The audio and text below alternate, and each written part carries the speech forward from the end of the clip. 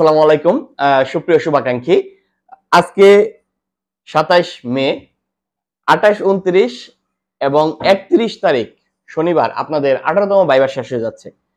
আশা করা যাচ্ছে ইনশাআল্লাহ খুব দ্রুত সময়ের মধ্যে ভাইবার রেজাল্ট পেয়ে যাবেন আপনারা। আমার ঘরেও একজন ভাইবা প্রত্যাশী, রেজাল্ট প্রত্যাশী একজন আছে। সে স্কুল কলেজ বাংলা থেকে ভাইবা দিয়েছে, আপনারা জানেন। তো আমি আশা করি যে খুব দ্রুত সময়ের মধ্যে কুরবানি ঈদের আগেই যেন একটা ভালো মেসেজ আপনারা পান, এনটিআরসি এর কাছ থেকে সুখবর পান, আমি সেই প্রত্যাশা রাখি। এনটিআরসি এ তাদের যে কয়েকদিন আগে যে বৈঠক হলো সেখানে তারা বলছে যে প্রিলি রিটেন ভাইভা ইত্যাদি ইত্যাদি অনেক দীর্ঘ প্রসেসিং।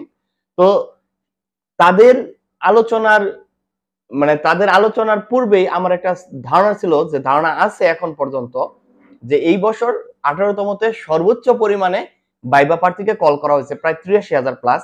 এই ৮৩,০০০ প্লাস ভাইবা প্রার্থী স্কুল কলেজ মাদ্রাসা কারিগরি এবং স্কুল 2 পর্যায়ের, এখানে অন্তত পক্ষে ৭০-৭২,০০০ প্রার্থী ভাইভাতে উপস্থিত হয়েছে, ভাইভা অ্যাটেন্ড করেছে। আমার ধারণা বা আমার মানসিক বিশ্বাস যে এনটিআরসি যেহেতু চাচ্ছে তাদের শূন্যপদ, এই স্কুল কলেজ, স্কুল 2 মাদ্রাসা কারিগরিতে যে হিউজ পরিমাণ শূন্যপদ, এই শূন্যপদগুলো ফিল আপ করার জন্য, তার মানে এখানে 95% সনদ পাবে। যাদের কাগজপত্রে ভুল আছে হয়তোবা তারা বাদ যাবে, কিন্তু বাকিরা যারা ভাইভা দিয়েছে, কোনো ধরনের বেয়াদবি নাই, ভাইভায় অ্যাটেন্ড করেছে বা ২-৪ কোশ্চেনের প্রশ্নে আনসার দিতে পেরেছে, আমার মনে হয় তাদেরকেও সনদ দেওয়া উচিত এই বৃহৎ সংখ্যক শূন্যপদ ফিল আপ করার জন্য।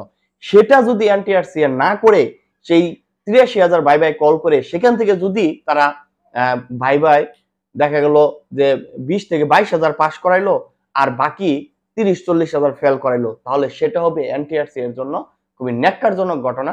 কারণ এত পরিমাণে কল দিয়ে মানুষের মনে বা এই যারা ভাইবা দিয়েছে তাদের মনের মধ্যে একটা আশার সঞ্চার করে তারপর যদি তারা সেখান থেকে ৩ ভাগের ২ ভাগই বাদ দিয়ে দেয়, তাহলে সেটা সবার জন্যই দুঃখজনক হবে। এনটিআরসি এর এই ধরনের কাজ করবে না আমি আশা রাখি। আশা রাখি এখন পর্যন্ত অতি দ্রুতই ভাইবা রেজাল্ট পাবো। আল্লাহ পাক জানে কি হয়। তো মন থেকে দোয়া করি, আশা করি যেন 95% এর উপরে, যারা কাগজপত্রে ঝামেলা তাদের ব্যতীত যারা ভাইবা অ্যাটেন্ড করেছে, ২-৪ কোশ্চেনের আনসার দিতে পেরেছে, আশা করি সবাই সনদ পাবে। চাকরি কার হবে কার না হবে সেটা মেরিট, সেটা হলো রিটেনের রেজাল্টের উপর নির্ভর করবে, কিন্তু সনদ যেন সবাই পায় সেটাই মন থেকে আশা করি। আপনারাও দোয়া রাখেন। আর যদি এরকমটা হয় যে এনটিআরসি ৮৩,০০০ ভাইভায় কল দিয়ে তারা ২০-২২,০০০ কে সনদ দিয়েছে, ভাইভায় পাস করেছে, তাহলে আমি বলবো আপনারা এনটিআরসি এর চেয়ারম্যান মহোদয়ের সাথে অবশ্যই ভাইবা রেজাল্টের পর যোগাযোগ করবেন, যদিও এরকমটা হওয়ার সম্ভাবনা কম।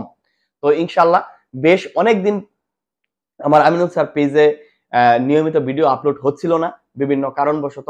তো ইনশাআল্লাহ আজকে থেকে আমিনুল স্যার পেজে বিভিন্ন নিবন্ধনের গণবিজ্ঞপ্তি এবং ১৯তম নিবন্ধনের প্রিলিমিনারি প্রস্তুতি ক্লাস এবং আনুষঙ্গিক বিষয়ে নিয়মিত শিক্ষামূলক ভিডিও আপলোড হবে ইনশাআল্লাহ।